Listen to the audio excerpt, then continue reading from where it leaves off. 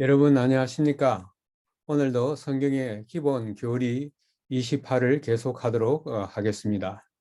오늘은 제4번 교회론, 이것을 오늘 계속해서 연구하게 되겠는데, 오늘은 그 5번째 순서로서 주의 만찬에 대해서 연구하도록 하겠습니다. 여기 오늘은 주의 만찬을 4가지로 나누어서 생각해 보겠습니다. 첫째는 역사적 유월절 만찬, 두 번째는 주님의 유월절 만찬, 세 번째는 하늘의 유월절 만찬, 그리고 네 번째는 현재의 유월절 만찬입니다. 여기에 왜 주의 만찬, 성만찬, 유월절 만찬 이런 3가지의 다른 명칭으로 말했습니다만은 다 동일한 것입니다. 그런데 특별히 이 3가지 가운데서 유월절 만찬이라는 그런 주제로서 오늘의 말씀을 연구해 보도록 하겠습니다. 왜 그러냐 하면은 여기 시대의 소망 653페이지에 예수님은 그의 위대한 희생을 기념하게 될 예식, 곧 주의 만찬을 역사적 유월절 대신에 제정하셨다. 여기에 역사적인 유월절을 쭉 지금까지 지켜왔는데, 예수님께서 십자가에 돌아가시기 전날 밤에 가지셨던 이 주의 만찬으로 대체된 것으로 말씀하고 있습니다. 그래서 역사적 유월절과 주의 만찬과의 관계를 살펴보면서 말씀을 오늘 연구하도록 하겠습니다. 그래서 역사적인 유월절이 주의 만찬으로 이렇게 이제는 바뀌었는데, 그래서 역사적 유월절 대신에 주의 만찬을 새 유월절이라고 그렇게 한번 명명해 보았습니다. 그렇다면 이 순서에 의해서 먼저 역사적 유월절을 한번 생각해 보도록 하겠습니다.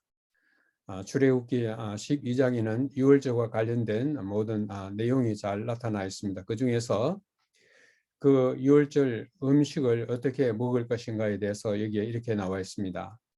그 피, 양의 피를 양을 먹을 집 좌우 문 설주와 임방에 바르고 그 밤에 그 고기 곧 몸을 불에 구워 무교병과 쓴 나물과 아울러 먹되.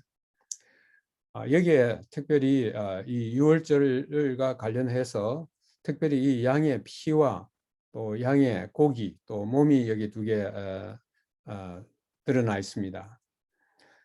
이것과 그 다음에 이것을 갖다가 무교병과 쓴 나물과 아울러 먹되 이렇게 이야기했습니다. 특별히 여기에서 무교병이라 하는 것은 누룩 없는 떡입니다. 누룩은 성경에서 죄를 상징하는 것으로서 이 것이고, 그 다음에 쓴 나물은 어떤 고난을 상징하는 그런 하나의 말이 되겠습니다.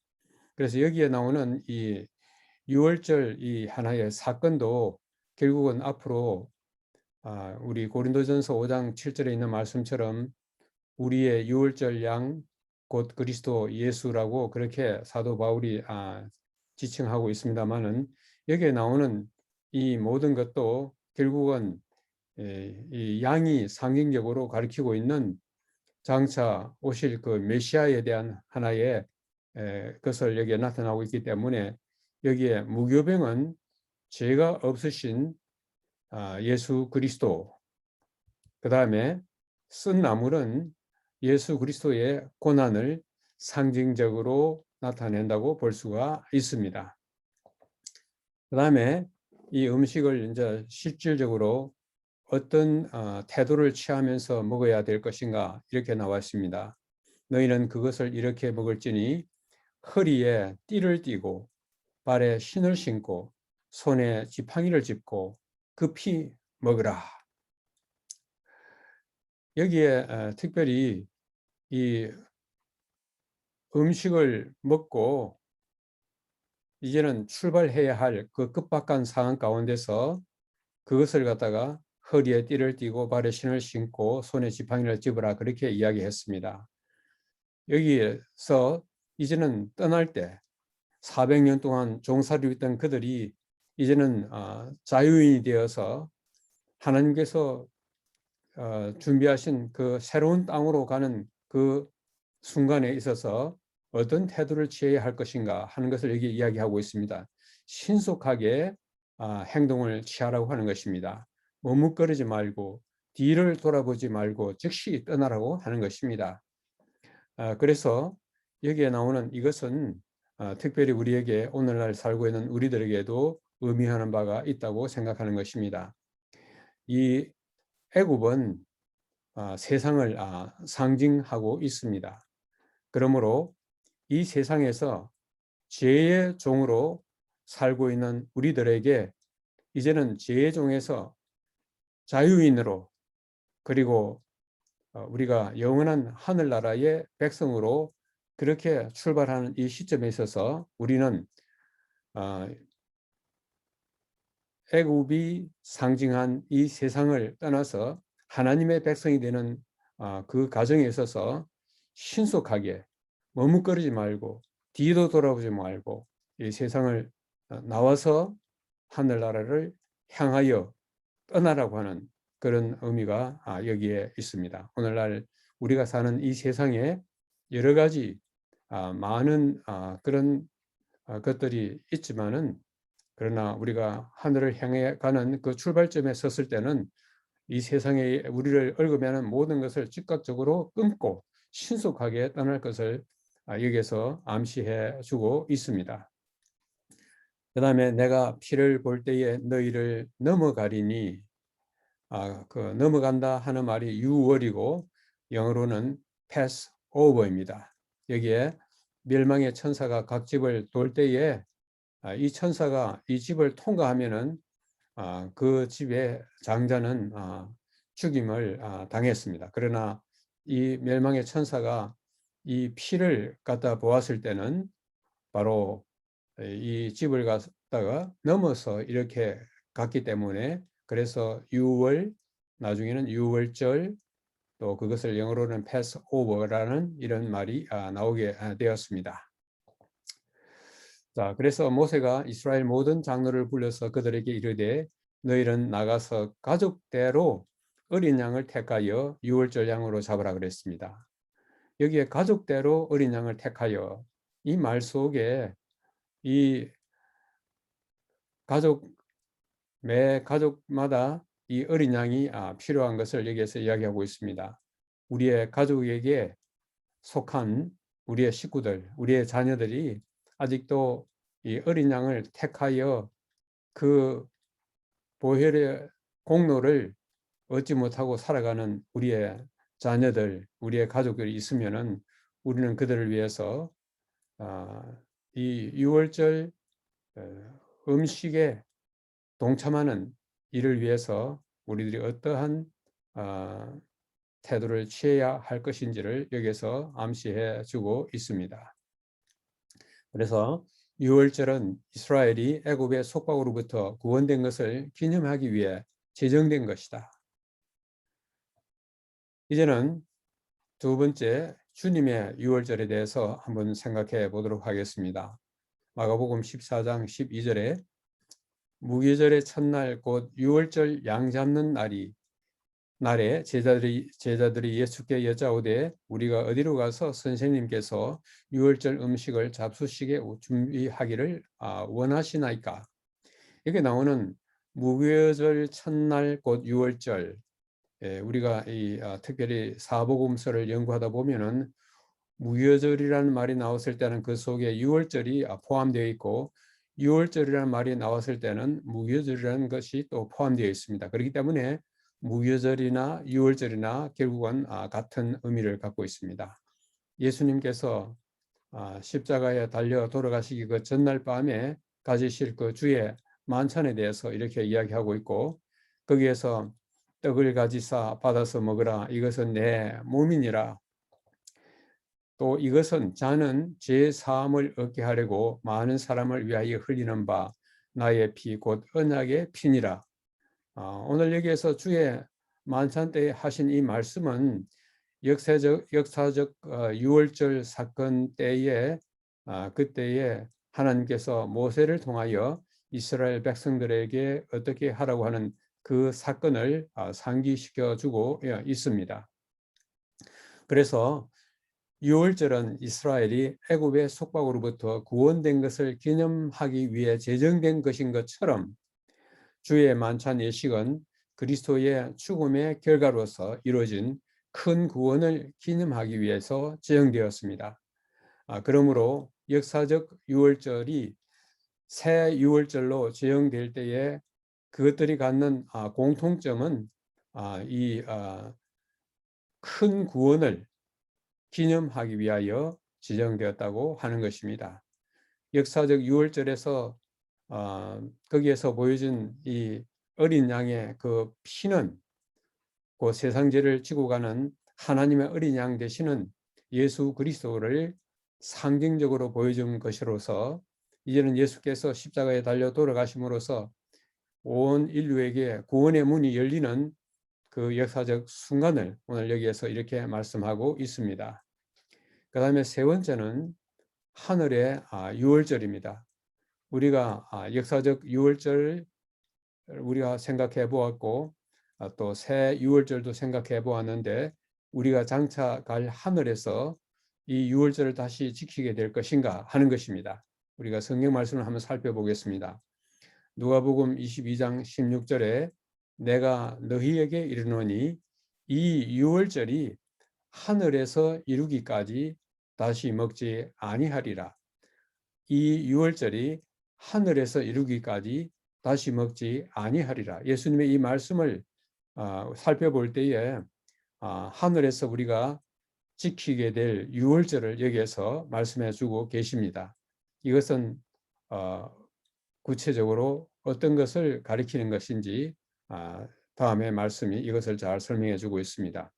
성소에 계시는 그리스도 155페이지에 이런 말씀이 있습니다. 나라를 받으신 후에 예수께서는 만왕의 왕 만주의 주로서 그의 백성을 구원하시기 위해 영광 중에 오실 것이다. 이 백성들은 어린 양의 혼인잔치에 참여하기 위해 아브라함과 이삭과 야곱과 함께 그분의 왕국의 식탁에 앉을 것이다. 어린 양의 혼인잔치에 참여하기 위해 아브라함과 이삭과 야곱과 함께 그분의 왕국의 식탁에 앉을 것이다. 앞에 말씀드렸던 것과 이 말씀을 비교했을 때 하늘나라에서 장차 하늘의 유월절을 우리가 거기서 참여하게 될 것을 여기에서 이야기해 주고 있습니다. 여기 오른편 이 그림은 하늘 유월절 잔치에 동참하게 될 그 광경을 여기에서 보여주고 있습니다. 이제 마지막으로 그렇다면은 현재의 유월절, 오늘날 우리가 살고 있는 우리들에게 있어서 이 유월절은 우리에게 어떤 의미를 가져다 주는지를 한번 살펴보도록 하겠습니다. 고린도전서 11장 23절에서 25절까지 바울은 이렇게 권면하고 있습니다. 우리가 오늘날 성만찬 예식을 거행할 때마다 읽는 성경절입니다.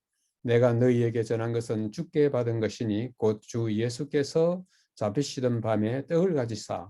사도 바울은 12제자 중에 한 사람이 아니었습니다. 주의 만찬 때에 사도 바울은 그곳에 없었습니다. 그러나 나중에 사도 바울은 계시를 통하여 모든 것을 갖다가 그는 자세히 알게 되었습니다. 그래서 여기에 내가 너희에게 전한 것은 주께 받았다고 그렇게 말씀하고 있습니다. 이것은 너희를 위하는 내 몸이니 이것을 행하여 나를 기념하라 하시고 잔을 가지시고 이르시되 이 잔은 내 피로 세운 새 언약이니 이것을 행하여 마실 때마다 나를 기념하라. 이 성만찬 예식을 거행할 때마다 주님을 기념하라 그렇게 했는데 이 성만찬 예식의 핵심은 바로 이 다음 절에 나오고 있습니다. 고린도전서 11장 26절에 너희가 이 떡을 먹으며 이 잔을 마실 때마다 주의 죽으심을 그가 오실 때까지 재림 때까지 전하라 그렇게 이야기했습니다. 바로 여기에 이 성만찬 예식, 주의 만찬 예식을 우리가 거행할 때마다 두 가지의 중요한 사건, 곧 십자가 사건과 장차 있을 예수 그리스도의 재림, 이 두 사건을 갖다가 깊이 생각하면서 이 예식에 참여하라고 하는 것입니다. 특별히 여기에서 성만찬 예식은 그리스도의 재림을 가리킨다. 이것은 지체들의 마음 가운데 이 소망을 생생하게 간직하도록 하기 위해 계획된 것이다. 우리는 성만찬 예식에 참여할 때에 십자가만을 생각하기가 쉬운 것입니다. 그러나 사도 바울은 이 주의 죽으심을 그가 오실 때까지, 곧 재림 때까지 이 두 사건을 갖다가 깊이 생각하라고 그렇게 말씀했습니다. 그래서 제자들의 마음 가운데 이 재림의 소망을 생생하게 간직하도록 하기 위해서 계획된 것이라 하였는데, 그래서 우리는 이 성만찬 예식에 어떤 태도를 가지고 참여해야 할 것인가 하는 것을 다음에 이렇게 말씀하고 있습니다. 성만찬 예식은 슬픔의 시간이 되어서는 아니 되었다. 이것은 그런 목적을 위하여 있는 것이 아니다. 슬픔의 시간이 되어야 하는 것은 바로 이 성만찬 예식 직전에 우리가 행하는 세족 예식 때 우리의 죄를 고백하고 피차에 서로 가지고 있는 그런 하나의 장벽을 무너뜨리고 하는 이 세족 예식 때에 그때야말로 슬픔의 시간이 되어야 할 것입니다. 그러나 우리가 성만찬 예식을 우리가 성만찬 예식에 참여할 그때는 슬픔의 시간이 되어서는 아니 된다고 하는 것입니다. 그렇다면은 이 성만찬 예식에 우리는 어떤 태도를 가지고 참여해야 될 것입니까? 이제 그들은 그리스도를 만나려고 오는 것이다. 그들은 십자가의 그늘에 설 것이 아니요 그 십자가가 가져온 구원의 빛 가운데 서야 한다. 십자가의 그늘에 설 것이 아니요 십자가가 가져온 구원의 빛 가운데 서야 한다고 말씀했습니다. 그렇다면은 십자가가 가져온 이 구원의 빛은 무엇을 의미하는 것이겠습니까? 여기에 있는 이 도표가 이야기하고 있는 것처럼 십자가에서만 머무르지 말고 그 다음에 계속적으로 전진하라는 것입니다. 그래서 마침내 이 재림까지를 생각하라고 하는 것입니다. 여기에 십자가는 과거의 사건이고 그 다음에 재림은 미래의 사건이고 이 십자가와 재림 사이에서 사는, 재림 직전에 살고 있는 현재 있는 우리들에게 있어서 가장 중요한 구원의 빛은 무엇이겠습니까? 그것은 바로 하늘 성소의 둘째 칸에서 그 지성소에서 중보 사역을 하고 계시는 바로 이 지성소 사역이 우리에게 있어서는 지금 현재에 있어서는 우리에게 매우 중요한 사건이 되겠습니다. 그래서 십자가 이 장차 지금 예수님께서 하늘 지성소에서 우리를 위해서 중보하고 계시고 우리의 죄를 갖다가 마지막으로 최종적으로 도말하시는 제거하시는 그 중요한 사건과 그리고 그것이 끝나고 나면은 영광 중에 오실 예수 그리스도의 이 재림의 사건을 우리가 깊이 생각할 때마다 십자가가 우리에게 얼마나 소중하고 얼마나 귀한 것인지를 한번 참으로 우리가 그것을 더욱더 절실히 깨닫고 주님의 십자가를 더욱더 우리가 노래하며 감사하게 되는 것입니다. 그래서 여기에서 십자가의 그늘 밑에서 계속 머무르지 말고 십자가가 가져온 구원의 빛을 우리들이 깊이 생각해야 되는 것입니다. 십자가가 가져오는 구원의 빛, 가장 그 절정의 순간은 예수 그리스도의 재림의 사건인 것입니다. 그러나 예수 그리스도의 재림 사건이 있기 전에 현재 우리의 죄를 최종적으로 도말하고 계시는 그리스도의 지성소의 봉사, 이 중보 사역은 우리에게 매우 아주 중요한 것입니다. 여기에 있는 지금 예수 그리스도께서 하늘 지성소에서 우리의 죄를 최종적으로 도말하시기 위하여, 제거하시기 위하여 이곳에서 중보하고 계시는 아주 중요한 이 순간인 것입니다. 여기에서 예수님의 피, 십자가의 그 보혈은 우리에게 얼마나 소중한 것인지를 우리는 묵상하게 되는 것입니다. 그러므로 우리가 성만찬 예식에 동참할 때마다 십자가가 우리에게 가져온 그 구원의 빛에 대해서 감사하고 찬양하는 그런 시간이 되어야 할 것을 여기에서 이야기하고 있는 것입니다. 그래서 우리는 이 성만찬 예식에 참여할 때마다 우리의 구원에 대해서 어떤 생각을 가져야 할 것인가를 로마서 3장 23절과 25절에서 우리는 살펴볼 수가 있습니다. 23절에 모든 사람이 죄를 범하였음에 하나님의 영광에 이르지 못하더니, 이것이 우리가 짊어지고 있는 모든 하나의 문제점이 되고 있습니다. 우리는 우리의 죄로 인하여서 하나님의 영광에 이르지 못하게 되었습니다. 이 문제를 어떻게 해결하는가? 여기에 24절과 25절에 이런 말씀을 하고 있습니다. 그리스도 예수 안에 있는 속량으로 말미암아 하나님의 은혜로 값 없이 의롭다 하심을 얻은 자가 되었느니라. 여기에 속량이라 하는 이 말은 옛날에 종으로 팔려간 사람을 그 속전, 그 종을 갖다가 해방시키기 위해서 거기에 속전을 지불하고 종에 있던 그 종을 자유인으로 만들어주는 그것을 갖다가 이 속량이라고 하는 것입니다. 죄의 종이 된 우리를 죄의 종으로부터 해방시켜 영원한 자유인으로 만들어주는 그 일이 바로 예수 그리스도에 의해서 이루어진 것을 이야기하고 있습니다. 하나님께서 사람이 되셔서 이 땅에 오셔서 우리의 죄값을 지불하시기 위하여 십자가에서 그분의 생명을 바치고 사신 그 놀라운 일, 바로 십자가로 인한 이 속량, 이것인데, 이것은 바로 무엇으로 인해서 이루어졌느냐 하면은 바로 하나님의 은혜라고 하는 것입니다. 여기에 중요한 세 가지가 여기에 나타나 있습니다. 죄 가운데 있는 우리를 살리시기 위하여 엄청난 그 놀라우신 사랑으로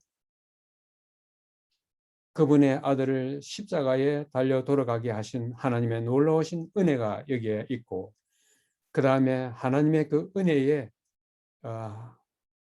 은혜가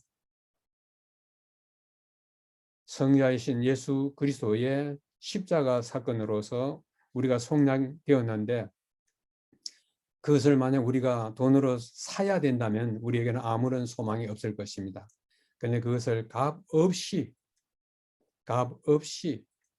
원래 여기 값 없이라고 하는 이 말은 영어의 표현 가운데 이 값은 price인데 값 없이란 말은 priceless입니다.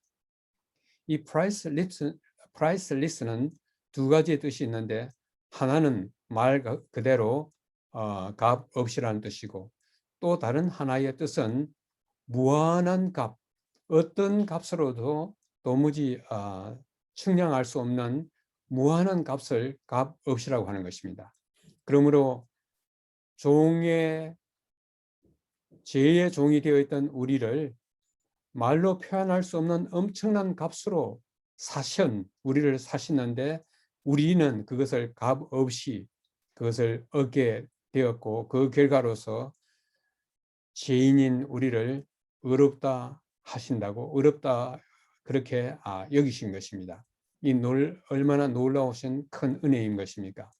그래서 하나님께서 전에 지은 죄를 간과하심으로 자기의 의로우심을 나타내셨습니다. 우리는 여기에서 하나님의 공의와 또 하나님의 자비가 서로 입맞췄다고 하는 시편의 그 말씀을 여기에 상기시켜 줍니다.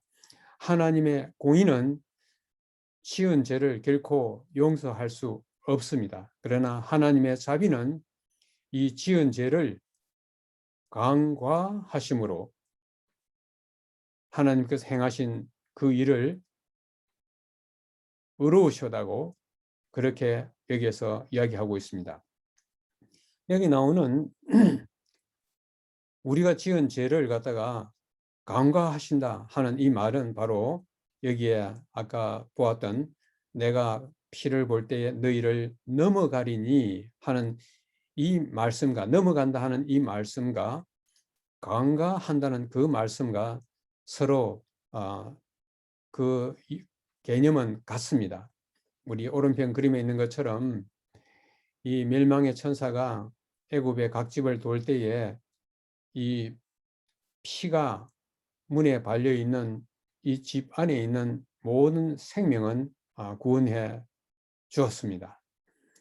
이 속에 있는 사람들이 그들이 도덕적으로 완전 무결하고 죄가 없기 때문에 구원받은 것이 아니라 바로 여기에 문에 발린 이 피 때문에, 어린 양의 피 때문에 그들이 구원을 받은 것입니다. 마찬가지로 오늘날 우리들도, 내 개개인도 내가 죄 없는 완전 무결한 상태에 있기 때문에, 내가 완전하기 때문에 구원받는 것이 아니라 우리의 어린 양이신 예수 그리스도의 그 보혈 때문에, 그 피 때문에 마치 내가 죄 지은 사람이 아닌 것처럼 그렇게 간주해 주시고 그렇게 넘어가 주시고 전에 우리의 지은 죄를 갖다가 간과해 주심으로써 우리가 구원을 받게 되는 것입니다. 이 얼마나 놀라운 은혜입니까? 그래서 히브리 4장 14절에 우리에게 큰 대제사장이 계시니 성천하신 이 곧 하나님의 아들 예수시라. 우리가 공언하는 믿음을 굳게 붙들자. 굳게 붙들어라. 우리는 예수님의 십자가에서, 그 다음에 현재는 하늘 지성소에서, 그 다음에는 예수 그리스도의 영광스러운 재림을 맞이하게 될 텐데, 현재 우리에게 있어서 이 성만찬 일식에 참여할 때마다 우리에게 가장 소중하게 생각해야 할 부분은 예수님 재림 직전에 하늘 지성소에서 거행되고 있는 우리의 큰 대제사장, 바로 하늘로 승천하신 예수 그리스도의 하시는 이 일을 우리가 바라보고 거기에서 무슨 일이 일어나고 있는지를 우리가 이해하고 그것을 갖다가 우리가 바라볼 때 우리는 우리의 구원에 대해서 전혀 흔들림 없는 절대적인 확신을 가질 수가 있는 것입니다. 우리의 구원에 대해서 조금이라도 의아심을 갖거나 그것에 대해서 의심하는 것은 하나님과 예수 그리스도께서 우리를 위해서 행하신 그 일을, 그 위대한 일을 우리는 불신하는 것이 될 것입니다. 바로 예수 그리스도께서 우리를 위해서 행하신 이 일이 무엇인지를 우리가 깨닫고, 특별히 하늘 지성소에서 행하시는 예수 그리스도께서 우리의 죄를 최종적으로 말끔히 도말하고 계신다는 이 놀라운 사실을 우리들이 생각할 때 우리는 우리의 구원에 대해서 절대적인 확신을 가지는 것입니다. 그러므로 이것을 생각할 때마다 우리는 감사하고 우리는 끊임없는 찬양을 드려야 할 것입니다. 그렇다면 우리 자신을 오늘날 되돌아볼 때 내가 하나님의 뜻을 제대로 행하고 있는지, 내가 주님 안에 확실히 거하고 있는지를 우리가 늘 살펴보면서 그 길에, 내가 이 구원의 길에 확실하게 서 있는지를 늘 내 자신 한번 살피면서 감사하며 기뻐하며 찬양하는 그런 한 주일이 되기를 간절히 바라면서 오늘의 연구를 마치도록 하겠습니다.